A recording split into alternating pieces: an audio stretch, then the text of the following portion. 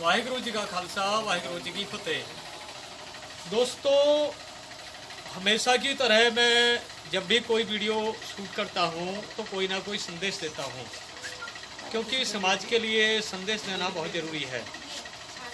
जिस तरह से आज दो विषय पे मैं बात करने वाला हूँ। प्रथम विषय है हमारी समाज से कनेक्टेड। तो मेरे पास में कुछ समय पहले कॉल आया भाई बलबीर सिंह पावा बेंगलोर से, जो कि वहाँ पे कर्नाटक प्रदेश और साथ में जो पड़ोसी प्रांत हैं वहाँ पे सेवा दे रहे हैं बच्चों की शिक्षा के लिए। हमारी काफ़ी देर से बात हुई।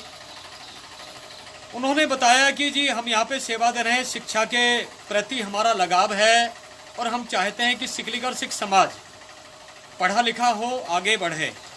लेकिन विडम्बना ये है कि हम तो अपनी ओर से पूरा प्रयास करते हैं, लेकिन जो परिवार वाले हैं वो अपने बच्चों को स्कूल तक ही नहीं भेज पाते हैं, या जितने बच्चों को हम पढ़ाते हैं उनमें से आधे से कम व्यक्ति वो अपने बच्चों को सही तरीके से शिक्षा नहीं दे रहे हैं।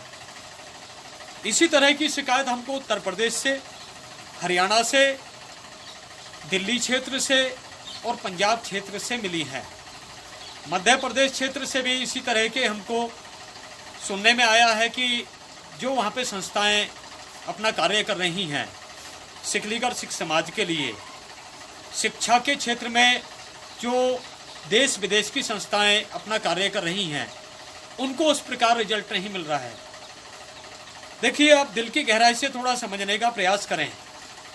जो संस्थाएं देश विदेश की, चाहे वो दिल्ली गुरुद्वारा प्रबंधक कमेटी हो, चाहे स्वर्ण मंदिर गुरुद्वारा प्रबंधक कमेटी हो, जो संस्थाएं सेवा दे रही हैं, क्या उन्हें ये लालच है कि आपके बच्चे पढ़कर बड़े होकर सर्विस लगेंगे या किसी बड़े ओहदे पर बैठेंगे और जो उन्हें तनख्वाह मिलेगी वो तनख्वाह के हिस्सेदार क्या वो होंगे? ऐसा तो नहीं है। वो जो काम कर रहे हैं उनके अंदर एक दर्द है। सभी संस्थाओं के जितने भी मुखी हैं देश विदेश की संस्थाओं के, उनके अंदर एक दर्द है सिकलीगढ़ सिख कौम के लिए कि अगर इनके बच्चे शिक्षित हो जाते हैं, गुरुमुखी में परफेक्ट हो जाते हैं, धार्मिकता से जुड़ जाते हैं, तो ये हमारी कौम का बहुत बड़ा हिस्सा है, वो चढ़ती कला में हो जाएगा।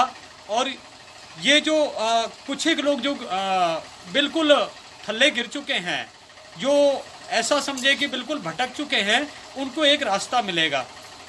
लेकिन हमारा स्टैंड कहाँ पे है?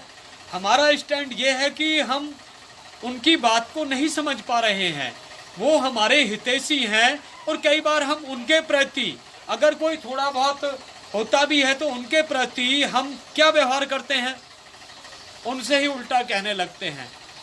एक तो हमारे लिए हमारे ही सिख समाज के लोग सेवा दे रहे हैं, दूसरा उन्हीं के ऊपर हम आक्षेप लगा रहे हैं।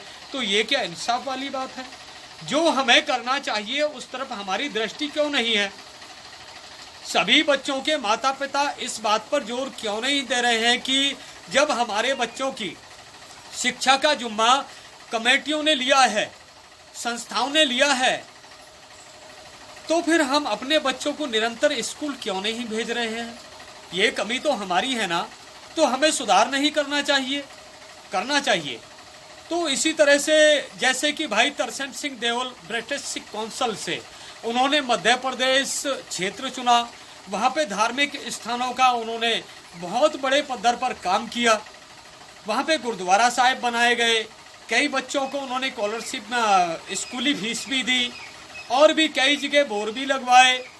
तो इस तरह से जो निरंतर हमारी संस्थाएं काम कर रही हैं विदेश से आकर, क्या हम उनके साथ में तालमेल बैठा पा रहे हैं? तो ऐसा नहीं करना चाहिए।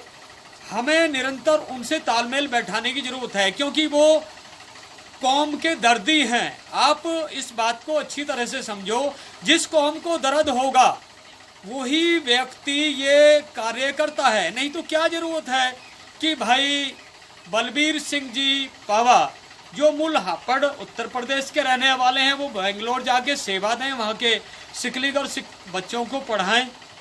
तो हमें ये जरूरी समझना है समूचे सिकलीगढ़ सिख समाज से मेरा निवेदन है कि आप जब कोई संस्था आपके बच्चों को शिक्षा दे रही है, शिक्षा के पैसे दे रही है, गुरुमुखी शिक्षा पढ़ा रही है, तो आप निरंतर उन बच्चों को सपोर्ट करें, उन्हें घर पर ना रहने दें। उनका केवल एक ही लक्ष्य होना चाहिए कि उनका पूरा दिमाग, उनका पूरा फोकस केवल शिक्षा पर हो।